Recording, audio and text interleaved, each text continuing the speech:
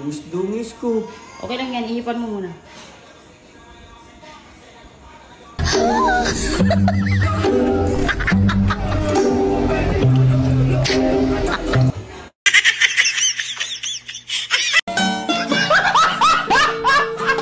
Ano?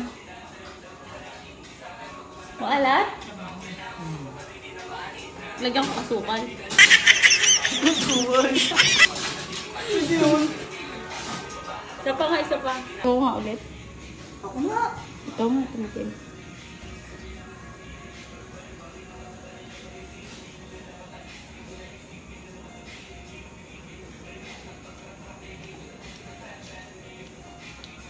Ano? Okay naman.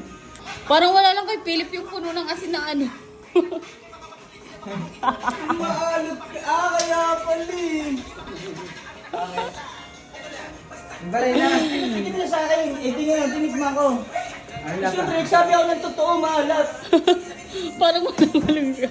Kasi pag pinalitan ko yung mukha ko, di ba ako magalit siya na hindi masarap luto niya, di ba?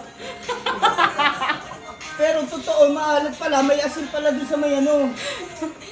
Kaya pala may puti na doon sa may, sa may kutsara.